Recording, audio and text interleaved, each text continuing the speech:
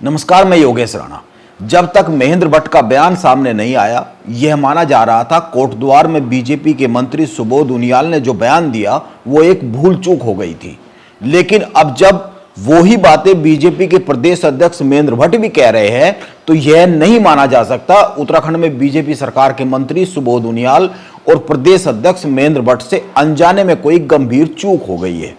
अब यह माना जाना चाहिए बीजेपी कोटद्वार में मेयर के चुनाव को लेकर जानबूझकर ऐसा बयान दे रही है।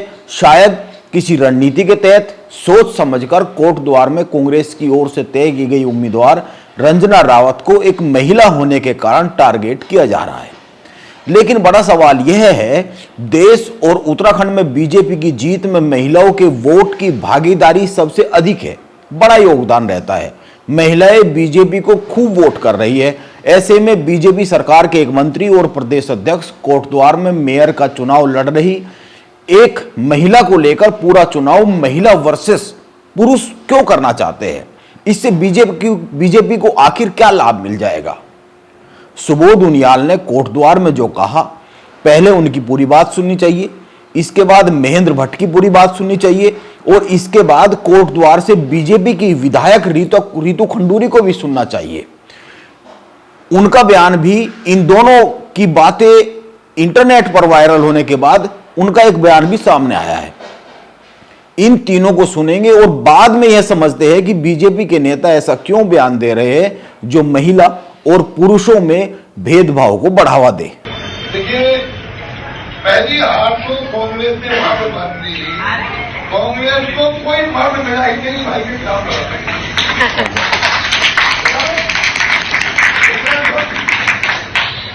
कांग्रेस की जितनी हिम्मत नहीं की उन लोगों ने, कांग्रेस की पहली हार। किसी बयान का उद्देश्य भाव को जिस रूप में लिया जाता वो भाव होता नहीं है। और ये सत्य है कि कांग्रेस के पास कोटद्वार के अंदर शैलेंद्र रावत के खिलाफ लड़ाने के लिए योग्यतम पुरुष प्रत्याशी नहीं था।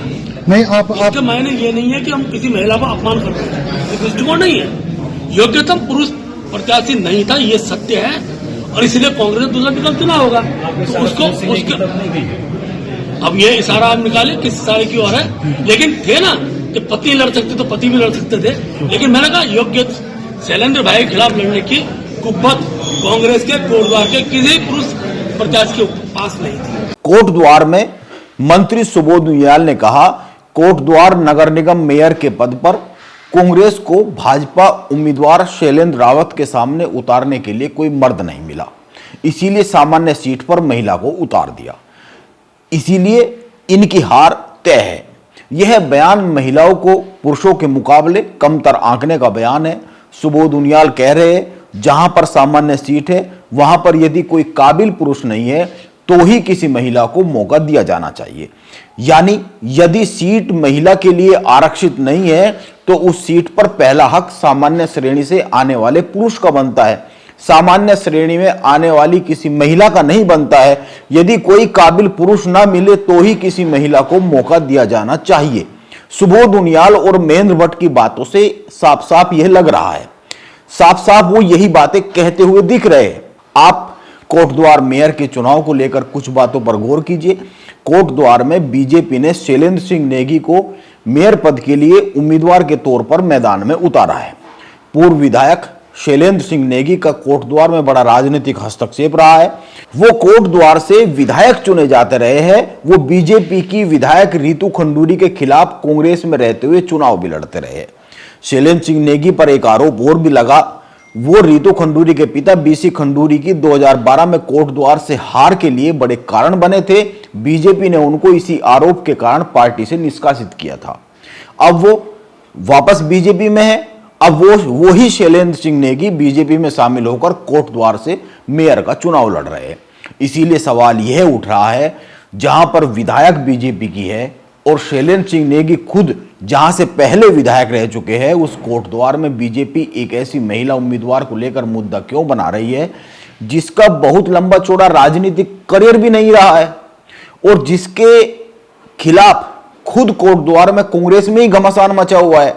दरअसल कोटद्वार की राजनीति में बड़ा हस्तक्षेप रखने वाले 2012 में बीसी खंडूरी को विधानसभा चुनाव में हराने वाले सुरेंद्र सिंह नेगी कैंप को कर्ण मेहरा ने इस बार बड़ा झटका दिया है। हरीश रावत के करीबी रहा है यह कैंप, और यह कैंप किसी और को वहां पर मेयर का उम्मीदवार का टिकट चाह रहा था। लेकिन कांग्रेस के प्रदेश अध्यक्ष कर्ण मेहरा ने कोट द्वार से रंजना रावत को चुनाव मैदान में उतारा।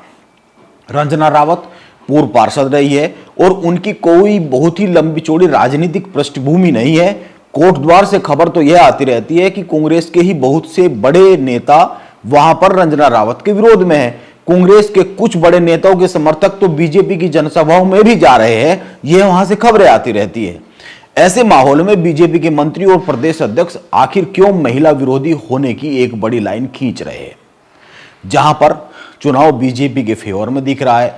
इसीलिए यह समझ में ना आने वाली बात है कि बीजेपी के इतने बड़े नेता महिला विरोधी बयान क्यों दे रहे। महेंद्र भट्ट से पत्रकारों ने बार बार यह सवाल पूछा कि वो कह क्या रहे हैं।